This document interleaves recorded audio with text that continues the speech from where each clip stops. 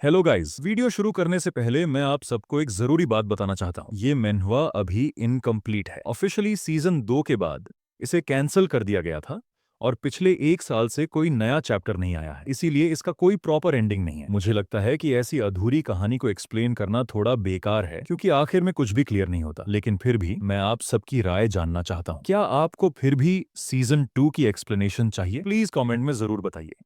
आपकी राय मेरे लिए बहुत इंपॉर्टेंट है। ऑलराइट, अब बिना टाइम वेस्ट किए वीडियो शुरू करते हैं। पिछले पार्ट में हमने देखा कि जीहू ने बिना डरे वो खतरनाक येलो सिग्नल वाला मिशन ले लिया, जहां उसे घेर लिया गया था खतरनाक स्केलेटन्स ने। मैजिक स्फीयर्स, एसिड अटैक्स और जान बचाने की स्ट्रगल के बाद जब सबको लगा कि वो एलिमिनेट हो गया, तभी वो वापसी करता है घायल हालत में, लेकिन जिंदा। अब असली सवाल है, उसने ये सब सर्वाइव कैसे किया? जीहू कमरे में दरवाजे के पास गिरा पड़ा है, चेहरे पर डर साफ झलक रहा है। वो अब भी उस मिशन के भयानक पल को याद कर रहा है। वो याद करता है जब उस स्केलेटन्स ने उसका बैग में मारा था, तो उसका एक आइटम बाकी चीजों के साथ जमीन पर गिर गया था, और जैसे ही वो मिरर जमीन से टकराया, उसने एक तेज रोशनी रिफ्लेक्ट की जो सीधा उस बड़े स्केलेटन्स पर लगी। और फिर वो स्केलेटन्स दर्द से चिल्लाते हुए धीरे धीरे धूल में बदलने लगा। जीहू सोचता है ये तो वही आइटम है जो रूलेट मशीन से मिला था। जीहू ने फौरन वो शीशा उठाया और उसे फिर से स्केलेटन्स की तरफ सीधा किया। इससे रोशनी और भी तेज हुई और स्केलेटन्स पूरी तरह तबाह हो गया। जीहू की नजर एक कोने में गई और देखा कि छोटे स्केलेटन्स अभी भी कुछ बचे थे। एक एक करके उसने सबको खत्म किया। इस पूरी लड़ाई ने उसे थका कर रख दिया और धीरे धीरे वो मिरर भी टूटने लगा। आखिरकार वो मिशन उसने सफलता से पूरा किया और मिला 1000 सर्वाइवल पॉइंट्स। लेकिन इतना सब करने के बाद भी जीहू का मन बेचैन है। वह खुद से सवाल करता है, क्या वो बस मेरी अंधी आस्था थी? क्या मैं लापरवाह था, या फिर ज्यादा ही भरोसे में आ गया था? क्या मैं अपनी ताकत से टॉप प्लेयर बना था? फिर खुद को कहता है, नहीं, मैं वहां तक सिर्फ गोल्ड मार्कर की वजह से पहुंचा और दूसरों की मदद से। फिर वो खुद को याद करता है, वो हर मिशन ले रहा था सोचते हुए कि जिंदगी तो वैसे भी रिस्क लेने का ही नाम है। फिर रोते हुए सोचता है, मैं कितना बेवकूफ हूँ, एकदम निकम्मा। मैं अपनी हालत को इतना हल्के में कैसे ले सकता था? तभी दरवाजे पर दस्तक होती है। वो जल्दी से आंसू पोंछता है और दरवाजा खोलता है और चौंक जाता है जब देखता है कौन सामने खड़ा है। दरवाजे पर सियोल खड़ी है, एक हल्की मुस्कान के साथ। वो उसे थोड़ा ज्यादा रिस्पेक्टफुल अंदाज में पुकारती है, जिससे जीहू थोड़ा शर्मीला हो जाता है। जीहू लकड़ी की बेंच पर बैठकर उसे पूरी कहानी बताता है कि मिशन में क्या क्या हुआ। वो कहता है, सच कहूं तो ये किसी चमत्कार से कम नहीं कि मैं जिंदा वापस लौट आया। लड़की मुस्कुराते हुए पूछती है, चल दौड़ने चलते हैं? जीहू थोड़ा कंफ्यूज हो जाता है। वो खुशी से कहती है, दौड़ने से सारी टेंशन भूल जाओगे, मूड भी अच्छा हो जाएगा। जीहू को ये बात थोड़ी अजीब लगती है, रात में जब सब सो रहे हो दौड़ना। लेकिन वो समझाती है, यहाँ एक जगह है, कोऑपरेटिव रनिंग मोड, जहां ट्रैक पर 10 चक्कर लगाने होते हैं और अटेम्प्ट्स की कोई लिमिट नहीं है। वो मुस्कुराकर पूछती है, तुम्हें क्या ये बहुत आसान लगा? जीहू थोड़ा परेशान होकर पूछता है, ऐसा करने का क्या फायदा जब कोई रिवॉर्ड ही नहीं है? लेकिन सियोल मुस्कुराकर कहती है, दौड़ने से मुझे नींद अच्छी आती है और उसने इतनी मेहनत की उसे वहां लाने के लिए। इसलिए जीहू अब सोचता है कि शायद उसे मान ही लेना चाहिए। वो पूछता है, ये कोऑपरेटिव मोड काम कैसे करता है? सियोल समझाती है, जैसे ही हम एक दूसरे के टच में होंगे, हम टीम की तरह रजिस्टर हो जाएंगे। जीहू उसके कंधे पर हाथ रख देता है, जिससे वो थोड़ी शर्मा जाती है। वो पूछता है, क्या आप शुरू कर सकते हैं? थोड़ा ऑकवर्ड महसूस करते हुए वो हाँ कह देती है। सियोल पेपर फाड़ती है और दोनों एक साथ ट्रांसपोर्ट हो जाते हैं। जीहू चारों ओर देखकर हैरान रह जाता है, ऐसी जगह भी हो सकती है। दोनों स्ट्रेचिंग शुरू करते हैं। जीहू को भी लगने लगता है, ठीक है, बुरा आइडिया नहीं है। फिर वो हवा में पंच मारने लगता है। सियोल सोचती है, इसको तो पैरों की स्ट्रेचिंग करनी चाहिए थी, और जीहू दौड़ शुरू कर देता है। फिर थोड़ी देर बाद जीहू थककर बेहाल है।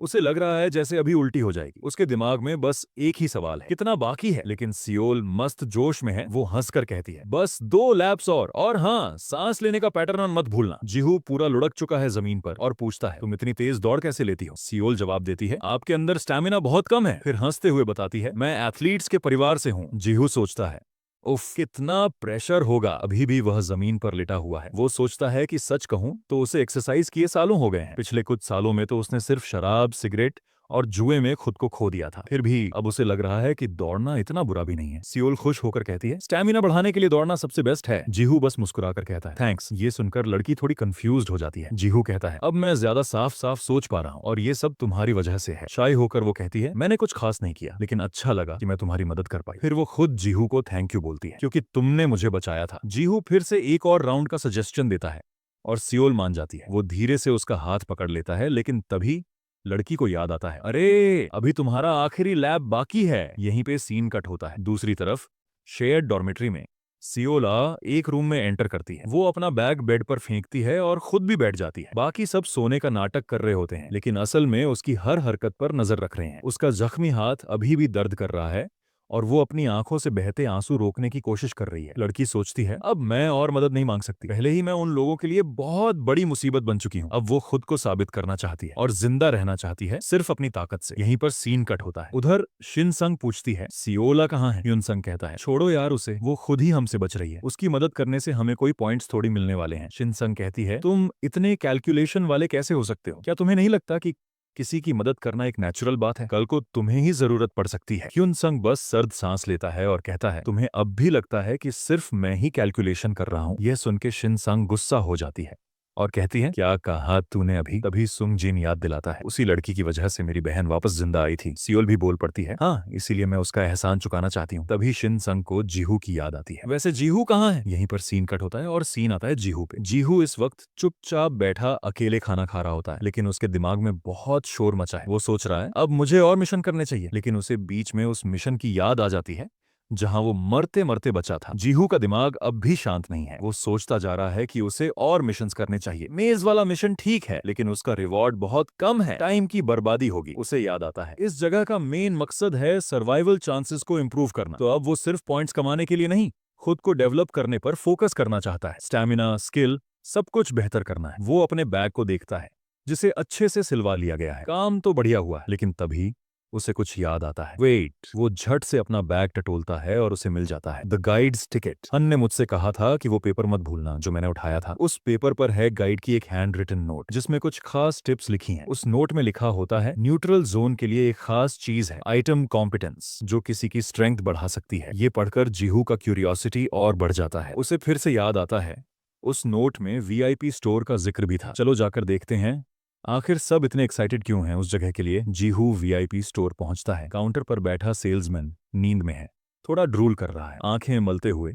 वो कहता है, welcome to the VIP store. बिल्कुल थका हुआ सा वो लड़का जीहू को ऊपर से नीचे देखता है, फिर कहता है, ये स्टोर उनके लिए है जिनके पास कम से कम 30,000 सर्वाइवल पॉइंट्स हो। ये सुनकर जीहू थोड़ा शॉक हो जाता है। वो कहता है, क्या मैं बस देख भी नहीं सकता? लेकिन लड़के के चेहरे से साफ है, नहीं, देखना भी अलाउड नहीं है। जीहू कामली कहता है, मुझे बस ये जानना है कि कॉम्पिटेंस क्या होता है। बस इतना सुनते ही सेल्समैन थोड़ा सीधा हो जाता है। वो हैरानी से पूछता है, कॉम्पिटेंस? क्या तुमने सच में यही कहा? जीहू कंफ्यूजन में वो पेपर निकालकर पढ़कर सुनाता है और तभी सेल्समैन समझ जाता है कि ये तो गाइड का दिया हुआ नोट है। अब उसके एक्सप्रेशन पूरी तरह बदल जाते हैं और वो कहता है, अच्छा तो बात कुछ और है, टिकट मुझे दो। जीहू उसे देता है और वो पीछे एक कैबिनेट की तरफ जाता है। वो एक दरवाजा खोलता है, अंदर कई ट्यूब्स रखी होती हैं। फिर वो कहता है, कॉम्पिटेंस नीचे वाले शॉप्स में भी मिलती है। वो एक वायल निकाल कर कहता है, नीचे वाले स्टोर्स की आइटम्स वीआईपी की चीजों के सामने कुछ भी नहीं, चाहे बात हो इफेक्ट की या प्राइस की। जीहू की क्यूरियोसिटी और बढ़ जाती है। वो पूछता है, क्या फर्क है इन दोनों में? सेल्समैन बताता है, ये वाला कॉम्पिटेंस तुम्हारा ट्रेनिंग इफेक्ट 4 गुना बढ़ा देगा और पूरे 12 घंटे तक, लेकिन वीआईपी वाला, उसका इफेक्ट 2 गुना है, जैसे तुमने 8 दिन लगातार ट्रेनिंग की हो। ये सुनते ही जीहू की आंखें फटी की फटी रह जाती हैं। ये जैसे कोई सीक्रेट ट्रेजर हो। लड़का कहता है, इसकी कीमत सिर्फ 400 पॉइंट्स है, जबकि रेगुलर वाला 250 का आता है।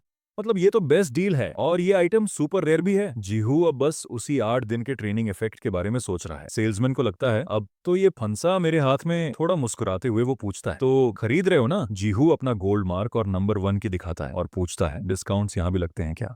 सेल्समैन कहता है, ओह, तो तुम वही हो जिसकी अफवाहें फैली हुई हैं। फिर कहता है, पर अफसोस वीआईपी स्टोर में कोई भी डिस्काउंट बोनस काम नहीं करता। लेकिन फिर भी जीहू पीछे नहीं हटता। वो तो इतना ज्यादा मोटिवेटेड है कि एक नहीं, पूरी स्टॉक ही खरीदने का सोचता है। वो एक कॉम्पिटेंस वायल यूज करता है और जब वो भागता है उसकी स्टेमिना में जबरदस्त इंप्रूवमेंट दिखता है। उधर दूसरी तरफ बुरीटो और टोपी वाला लड़का आपस में लड़ रहे होते हैं। बुरीटो चिल्लाता है, तू तो कुछ कर ही नहीं पाया, तेरी वजह से मैं तो मरते मरते बचा। टोपी वाला लड़का चिल्लाता है, क्या हुआ? ये तो मुझे कहना चाहिए था। मिन्योंग बस चुपचाप लड़ाई देख रही होती है। बाकी सब भी खामोशी से देख रहे हैं, ये जानना चाहते हैं कि हुआ क्या था। छोटी डेल्फिन भी काफी क्यूरियस है।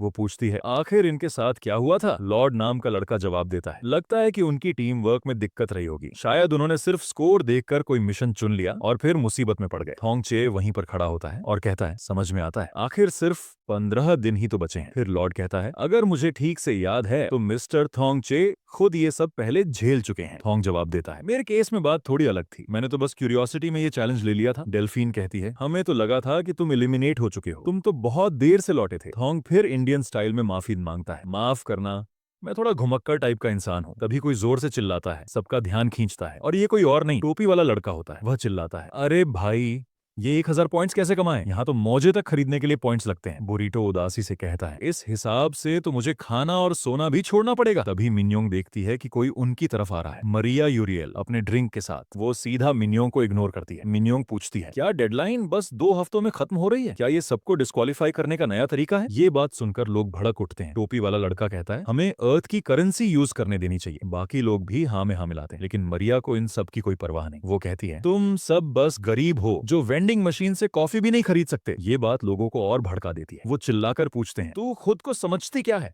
जो मन में आए बोल देती है। तंग आ चुकी मरिया कहती है, अगर इतना ही प्रॉब्लम है तो उस औरत से जाकर बोलो जो यहाँ की हेड है। लेकिन जैसे ही लोगों को उस औरत की याद आती है, सबके शरीर में सिरहन सी दौड़ जाती है। सिर्फ उसे याद करना ही डराने के लिए काफी है। मरिया आखिर में कहती है, मेरे साथ बहस में टाइम वेस्ट करने के बजाय जाकर कोई मिशन कर लो। उधर हाउविन बस चुपचाप बैठा सब देख रहा होता है। मरिया फिर चली जाती है, सोचते हुए जीहू के बारे में। पता नहीं वो ठीक है या नहीं, वो तो मेरी सोच से भी ज्यादा बेवकूफ निकला। इधर एक फैसिलिटी में कुछ लोग जीहू को लेकर चिंता कर रहे हैं। वो कहते हैं, वो तो हमारी सोच से भी ज्यादा बेवकूफ निकला। आधा महीना सिर्फ फिजिकल ट्रेनिंग में लगा दिया। उन्हें यकीन नहीं हो रहा कि कोई ऐसा लड़का भी यहाँ पहुंच सकता है। तभी वहाँ की हेड औरत कहती है, लगता है देवता लोग काफी खुश होंगे। फिर एरिया 2 की रिप्रेजेंटेटिव पूछती है, क्या अब सच्चाई बताने का टाइम आ गया है? हेड पूछती है, तू डेडलाइन की बात कर रही है? एरिया 2 की रिप्रेजेंटेटिव औरत जवाब देती है, अभी तो न्यूट्रल जोन में पूरा हड़कंप मचा हुआ है। अगर सर्वाइव करने वालों को असली टाइम लिमिट के बारे में पता होता तो शायद। हेड हल्के अंदाज में कहती है, तू फालतू की चिंता कर रही है, बस इतना बोल देंगे कि दया आ गई थी, इसीलिए डेडलाइन बढ़ा दी। फिर पूछती है, बताओ तुम्हें क्या लगता है अगर हम शुरू से ही ये बता देते कि असली डेडलाइन 3 महीने की है तो क्या होता? फिर कहती है, ये तो साफ है कि क्या होता, सब सुस्त पड़ जाते। जो लोग पॉइंट्स लेकर यहाँ आए हैं उन्हें भी बस रोज 30 या 40 पॉइंट्स ही जुटाने पड़ते। देखने लायक हालत नहीं होती। तुम्हें अंदाजा भी है कि इस न्यूट्रल जोन को बनाना कितना मुश्किल था। जो सबसे बेकार हैं, वो भी टाइम लिमिट के अंदर नॉर्मल लेवल की मिशन पूरी कर लेंगे। अगर इसी तरह धीरे धीरे ग्रोथ होती रही तो जिनके पास टैलेंट है वो सबसे मुश्किल मिशन भी पूरे कर लेंगे। रिप्रेजेंटेटिव पूछती है, ऐसी बात बताने का क्या फायदा जब किसी को फर्क ही नहीं पड़ता? हेड जवाब देती है, कम से कम अब जब डेडलाइन कम कर दी गई है तो सब लोग मिशन को सीरियसली ले रहे हैं। रिप्रेजेंटेटिव कहती है, लेकिन वो लोग जल्दी ही अपनी लिमिट तक पहुंच जाएंगे। हेड को अपने पुराने दिन याद आते हैं। खैर, मैं कौन होती हूँ कुछ कहने वाली? मैं खुद भी तो मिशन पागलों की तरह पूरा करती थी। फिर वो सोचती है, काश मैं भी जीहू जितनी मेहनत करती तो आज अपनी ताकत की डबल होती। एरिया 2 की रिप्रेजेंटेटिव भी सहमति में सिर हिलाती है। हेड बोलती है, अगर तू चाहती है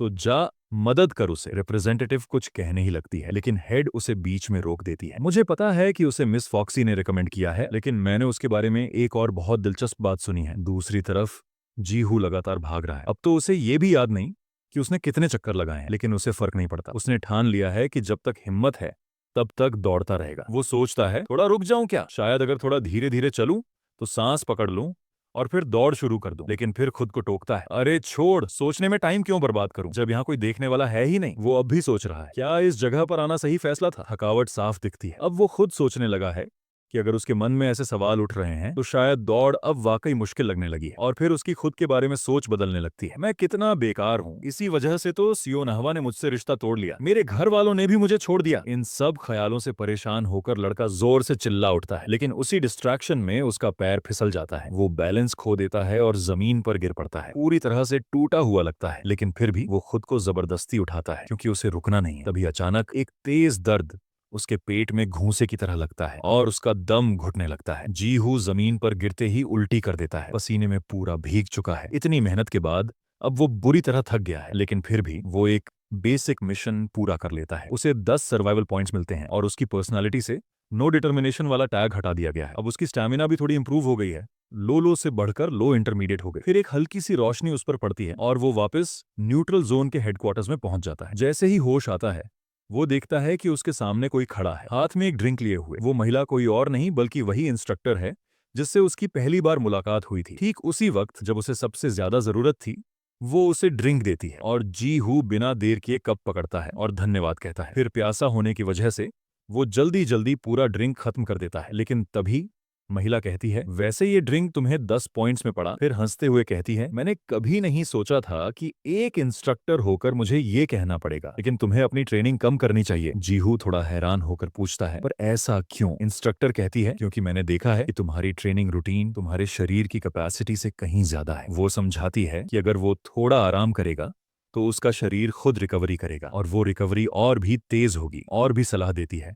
वो कहती है कि उसे रेगुलर खाना खाना चाहिए और वो एक जगह रिकमेंड भी करती है जहां ज्यादा न्यूट्रिशियस फूड मिलेगा, जिससे रिकवरी बेहतर होगी। जीहू कहता है कि ऐसी जगह शायद बहुत महंगी होगी और फिर ट्रेनिंग का टाइम भी शायद कम पड़ जाए। लेकिन इंस्ट्रक्टर कहती है, खाना भी एक तरह की ट्रेनिंग है, क्योंकि टाइम लिमिट बहुत शॉर्ट है, तो हर चीज को एफिशिएंट बनाना जरूरी है। और फिर वो एक और सलाह देती है कि उसे डिफरेंट ट्रेनिंग मेथड्स ट्राई करने चाहिए और वो खुद उसमें उसकी मदद करेगी। जीहू पूछता है, तुम ये सब क्यों कर रही हो? क्या सिर्फ इसलिए क्योंकि मेरे पास गोल्ड मार्क है? यहीं पर सीन कट होता है। इंस्ट्रक्टर को एक पुरानी बातचीत याद आती है जो उसने हेड से की थी। हेड कहती है, हो सकता है उसका सिन्योंग से कोई रिश्ता ही ना हो, लेकिन इंस्ट्रक्टर उसे याद दिलाती है कि हन्ना किम ने उसे रिकमेंड किया था। हेड फिर कंफर्म करती है, हाँ वही था, और हन्ना सिन्योंग का ही हिस्सा है, लेकिन असली बात गोल्ड स्टैंप की है, उन्होंने वो भेजा ही नहीं। फिर भी वो उसके पास कैसे था? हेड कहती है, एग्नेस, अगर तुम सच में उस लड़के की मदद करने वाली हो तो तुम्हें अपनी पूरी कोशिश करनी पड़ेगी। वो गोल्ड मार्क वाला एक रेगुलर है। 2 साल पहले नेमोसंग शेह्यून के साथ भी वैसा ही था। एक एग्जीक्यूटर ने खुद उस शख्स को ट्रेन किया था। ये सुनकर सामने खड़ी एग्नेस डर जाती है, क्योंकि एक एग्जीक्यूटर से ट्रेनिंग मिलना बहुत बड़ी बात होती है शायद। एग्नेस कहती है, ऐसे में फिर मुझे मत कहना अगर जीहू आगे चलकर एक ताकतवर दुश्मन बन जाए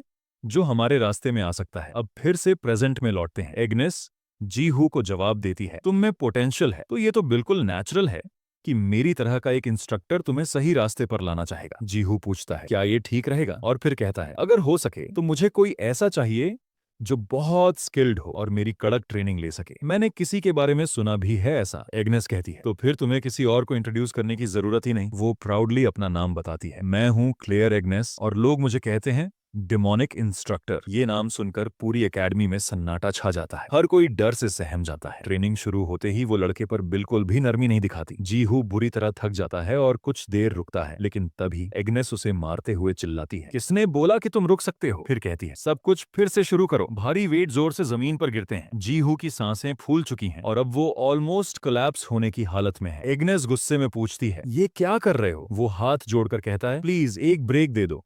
आपने ही कहा था कि रेस्ट इंपॉर्टेंट होता है। लेकिन एग्नेस साफ बोलती है, रेस्ट ट्रेनिंग के बाद होता है, बीच में नहीं। अब तो साफ लग रहा है लड़का बुरी तरह फंसा हुआ है। एग्नेस फिर कहती है, मैं और भी ज्यादा जेंटल हो सकती हूँ, वैसे अभी तो मैं काफी सॉफ्ट हूँ। और धमकी देती है, अगर तुम ऐसे ही करते रहे तो मैं तुम्हें किसी और के हवाले कर दूंगी। ये सुनकर लड़का तुरंत घबरा जाता है और बोल पड़ता है, नहीं नहीं मैं कर लूंगा, जैसा आप कहें। एग्नेस बोलती है, तो फिर रोना धोना बंद करो और खड़े हो जाओ। अब वो और ज्यादा सख्त हो जाती है और तभी लड़के को सच में समझ आता है कि लोग उसे डेमोनिक इंस्ट्रक्टर क्यों कहते हैं। जीहू फिर से इंटेंस ट्रेनिंग में लग जाता है, लेकिन अब उसका एक पैर कांपने लगता है। एग्नेस चिल्लाकर कहती है, मैं पहले ही बोल चुकी हूं, अपने घुटनों पर ध्यान दो। यहीं पे सीन कट होता है। दूसरी तरफ इन्फर्मरी से डॉक्टर की आवाज आती है, हालत और बिगड़ रही है, अब प्रॉपर ट्रीटमेंट की जरूरत है। डॉक्टर सियोला का हाथ बांधते हुए कहती है, बेसिक ट्रीटमेंट से काम चल जाएगा अभी के लिए, लेकिन अच्छे ट्रीटमेंट की कीमत है 2000 सर्वाइवल पॉइंट्स। लड़की के पास इतने पॉइंट्स नहीं है, तो डॉक्टर उसे सलाह देती है, उस लड़के से उधार ले लो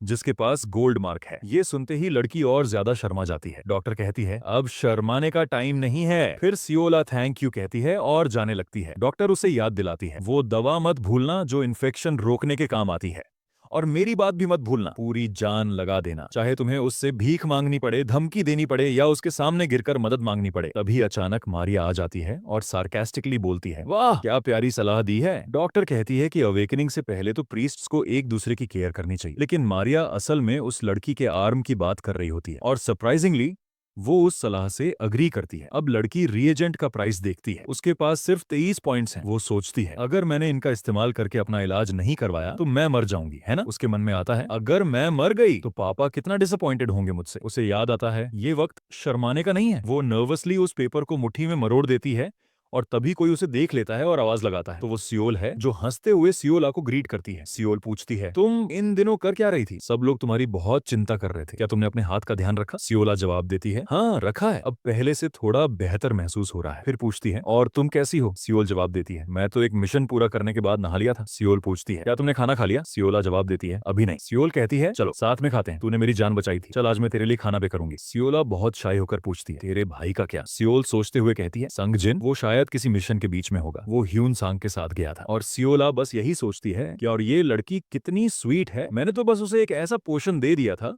जिसका मेरे लिए तो कोई यूज भी नहीं था। उसी वक्त कोई बहुत चिड़चिड़ा इंसान उनके पास से गुजरता है और सियोला के इंजर्ड आर्म से टकरा जाता है। दर्द में लड़की जमीन पर गिर जाती है। सियोल गुस्से में घूमती है और उस आदमी को बोलती है, जब किसी से टकराते हो तो माफी तो मांगनी चाहिए। वो आदमी गुस्से से पलटता है और गाली देते हुए कहता है, क्या कहा तूने? दोबारा बोल।